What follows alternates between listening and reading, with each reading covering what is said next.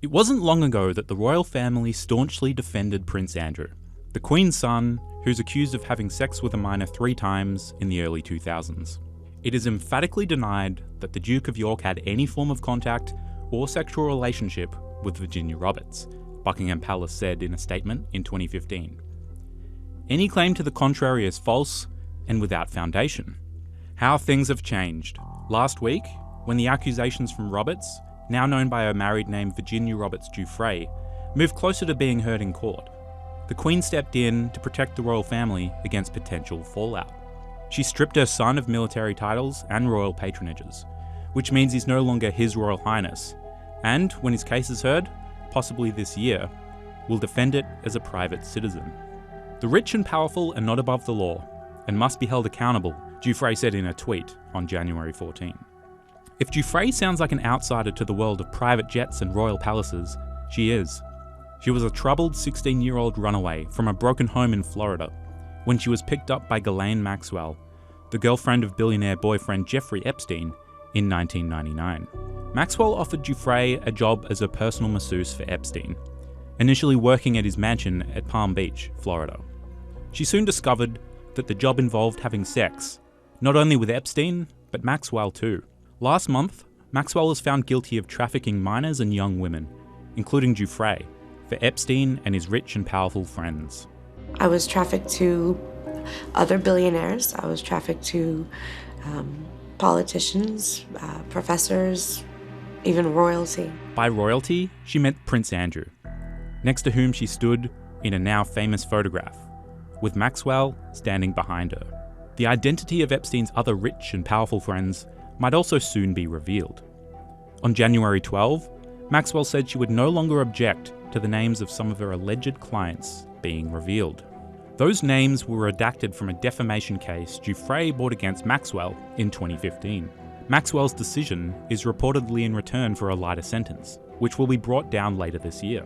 This type of legal wrangling is as big a part of Epstein's story as the sordid allegations themselves. Epstein boasted about the power his money brought him. He was certainly able to negotiate extraordinary deals with prosecutors. In 2008, facing a growing list of accusations from underage women in Miami, he pleaded guilty to one charge of underage prostitution, in return for a light sentence and exoneration from all other accusations against him and his friends, both named and unnamed. This deal astonished the girl's lawyer, Jack Scarola, who vowed to have the deal struck down. At a court hearing regarding a related Epstein case in 2018, Scarola asserted his undying determination to pursue the Crime Victims' Rights Act case challenging the non-prosecution agreement, the sweetheart plea bargain that the federal government secretly entered into with Jeffrey Epstein. That commitment will be followed through to conclusion, will continue in an effort to set aside the non-prosecution agreement and to hold Jeffrey Epstein and his named and unnamed co-conspirators fully responsible for the crimes that they have committed. Epstein made another deal with Giuffre in 2009, paying her $500,000 in return for legal immunity for other potential defendants against Giuffre. The non-prosecution deal was finally found to be illegal by a federal court judge in February 2019. It was the beginning of the end for Epstein, who was arrested 5 months later on July 6. He died in jail in New York, supposedly from suicide, 17 days later. The deal he struck with Giuffre was last week also found to be invalid by a US federal court judge, paving the way for a civil lawsuit she filed against Prince Andrew in August 2021 to finally proceed. The day after that obstacle was removed, the Queen took the precaution of stripping Andrew of his titles and patronages. Other problems are emerging for Andrew. This week, ITV broadcast a documentary called Ghislaine, Prince Andrew and the Pedophile, which includes new allegations about the prince's friendship with Maxwell and Epstein. Buckingham Palace Royal Protection Officer Paul Page says Maxwell had unrestricted entry to the palace. From the way she was allowed to enter and exit the palace at will, we suspected that she may have had an intimate relationship with Prince Andrew. A colleague of mine remembered her coming in 4 times in one day, from the morning till the evening. She kept coming in and out, in and out. Page also claimed Andrew had a strange obsession with the 50 to 60 stuffed toys he kept arranged on the bed in his private apartment. There was a card the inspector showed us in the drawer, and it was a picture of these bears all in situ on the bed, he said. And the reason for that laminated picture was that if those bears weren't put back in the right order by the maids, he would shout and scream and become verbally abusive. The documentary reveals how much Prince Andrew's life has changed since he was the young, charming favourite prince and playboy who the British media dubbed Randy Andy. He was the second in line to the throne who chose to join the military, become a helicopter pilot and serve in the Falklands War in 1982. He had a famous 18-month relationship with the movie star Koo Stark before marrying Sarah Ferguson in 1986. They separated in 1992 and divorced in 1996, but continue to live together at the Royal Lodge in Berkshire with their 2 daughters. Their lives remain entwined in other ways too. Ferguson was caught in 2010 by an undercover journalist trying to sell access to her royal former husband, who was Britain's special envoy for trade at the time, for £500,000. Andrew has denied knowledge of her scheme. £500,000 when you can, to me, open doors. Ferguson was millions of pounds in debt at the time and faced bankruptcy. Andrew arranged for one of her debts to be paid by his rich American friend, Jeffrey Epstein, who had just finished serving time for hiring an underage prostitute. When the deal was exposed in 2011, Ferguson was embarrassed. I personally, on behalf of myself, deeply regret that Jeffrey Epstein became involved in any way with me, she told The Telegraph.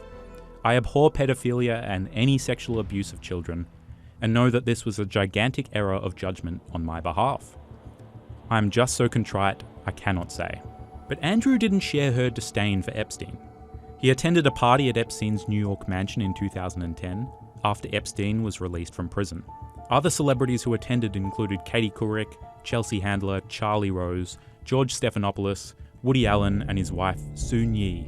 British journalists were staking out the house at the time and took one of the only 2 photos ever taken of Andrew with Epstein, when the pair took a casual stroll in Central Park. Last year, Vanity Fair speculated that Epstein knew his house was being staked out, and deliberately allowed the photo to be taken as evidence against Prince Andrew. It quoted Epstein's former business associate, Stephen Hoffenberg, saying, "To get ahead of all this monstrous misconduct, Epstein had to have a national security plan that would embarrass countries. He felt this would shield him from prosecution. He bragged about this.